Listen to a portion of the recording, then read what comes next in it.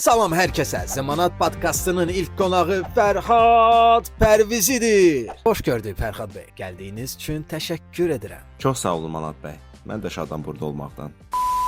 Fərhad bəy, sual. Sizcə izləyicilər maliyyə savadını artırmaq üçün ilk öncə hansı addımlar atmalıdır? Azərbaycanda maliyyə savadlılığını artırmaq istəyən insan üçün ən əsas və ödənişsiz yol məni sosial mediada izləməkdir. Bir kitabdakı fikirləri, bir elmi araşdırmadakı məlumatları, 10 illiklərin təcrübəsini 2 dəqiqəlik rejistrə Fərhad cəmləşdirib. bəy, onu yaddan çıxarın.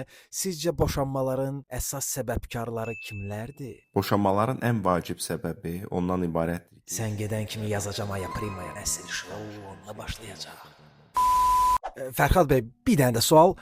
Kiminsə vizit kartı sizinkindən bahalı görünəndə nə istər keçirirsiniz?